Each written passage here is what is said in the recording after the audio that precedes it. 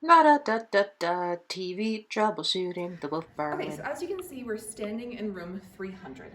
I'm going to walk you through basic TV troubleshooting. The first thing you have to check is if there's power to both the television and the cable box. Good indicator of this is that both the lights are on. You can't literally do anything else unless both of these have power. There's two different ways to turn these LG TVs on. There's a switch behind this corner. When it's off, this will go off. And then there's also a button along the side. There we are. If it doesn't connect to the channel right away and has an error message, you need to first check the connections. There's a few different connections here. Come closer. This is the HDMI cable. It runs from the TV to the box, which gives it picture. This is the power cord, so if this isn't plugged in, the light won't be on. And then this connects from the cable in the wall to the box, eventually giving the TV a signal. Also important note on this is that if you need to call Metrocast or Atlantic Broadband, the numbers for it are underneath this sticky patch and behind the battery in the remote. They'll ask you for the serial number of each individual TV so they can help reset it if necessary. If the TV is not working or having a signal error, you're going to first check the connections are all secure and that there's no wiggle room here. Likewise, back here, the cables will be connected as well. When we get to another room, I'll show you the connections in the TV because it's hard to get to. If for some reason you don't believe that the ones behind the TV are actually on, you might have to remove the TV from the wall. That, however, is not the first thing that I would do. There you are. One thing you need to check is that the input is on the correct setting. So there's a button over here that's labeled input. And then on the TV, once you press it, you'll see this list pop up. It gives you various options. Right now, our TVs need to be on HDMI 2 because that's how they're hooked up. In some rooms, they do need to be on TV, but this room has it through HDMI. A good way to tell is what type of cord is here. If this is plugged in, then it's HDMI.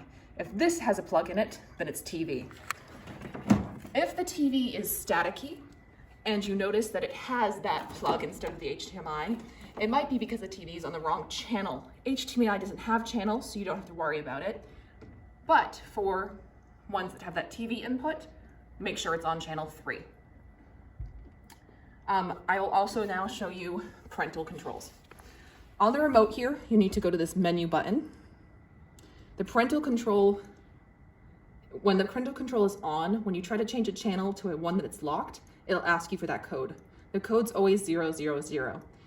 To unlock those stations, you need to go to that menu. Before even getting into it, it'll tell you to push in the code again. So 0000 is the code. And then going down to channels, and going down past channels rather, it'll let you know if you go to the rating section, if it's locked or unlocked. Clearly on this TV, you can see that nothing is locked, and that's exactly the way that it should be.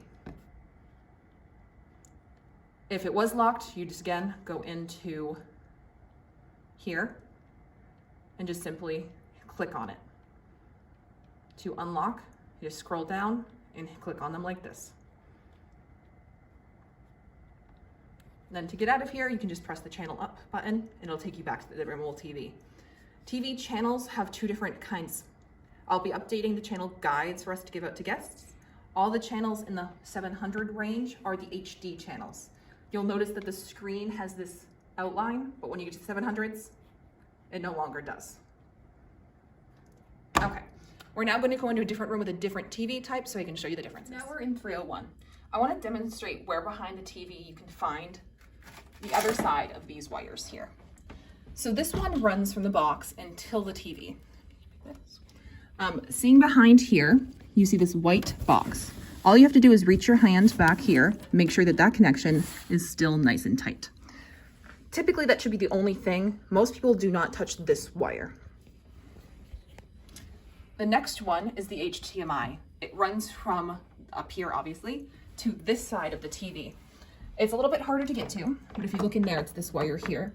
The way I usually check if this is disconnected or not is just by tugging on the wire. If it comes out in your hand, then you know it's clearly not connected. Next thing that's important to check, especially if you're not getting power, is that this is just fully in. Some cases when this isn't even on, is that this is just not pushed in all the way. The next thing to definitely check if you don't have power is that the actual power cord itself is plugged into the wall and that the outlet in the wall has power. In the next room, I'll be demonstrating why it wouldn't. And welcome to 304. This room I'm going to show you a few things.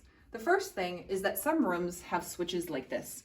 The reason why these switches work, the outlets that the TVs are plugged into, is from when the rooms were set up differently, the lamps that turned on the lights, the lamps that used to be connected to these were in this location and then have since moved.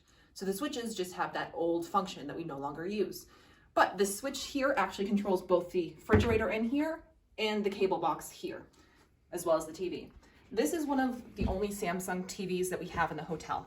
What's nice about this is it comes right off the wall, so you can actually see what's behind here. You'll notice from the other rooms we were in, this one is not connected with the HDMI. This is because this setting on the TV is super hard to get to HDMI and only has one button under here.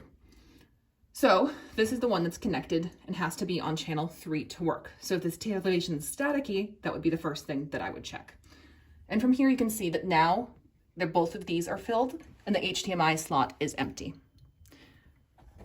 Moving back up here, you can clearly see that the cable box has power. If you hit the switch, that'll no longer be true. Now, depending on how long this is out for, it might deactivate itself, meaning that you'll have to call Atlantic Broadband to get turned back on. You'll notice that the light is red, and then once the light stops being red, it'll blink green. If the light blinks green and has been turned off for a while, and that message, the box is not activated, please call. The TV will display the number you need to call. Typically, it doesn't take too long depending on how busy the call center is. And it takes a few hours of this being off to be able to trigger that reactivation. That's when, if you call Atlantic Broadband, you'll need to give them the number that I showed you before, the number that's underneath that box and the number that's in here. Not all of the rooms have the number in this compartment, but it will always be underneath the box. If you have questions about televisions, it's always a point of irritation with guests because, like it or not, TVs are a primary source of entertainment, especially in Wolfeboro.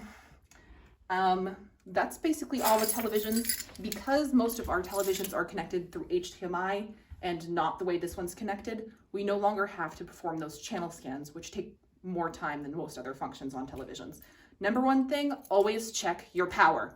I do not want to have to figure out a television that's just unplugged or just has that switch not flicked. Okay, that's all, ladies.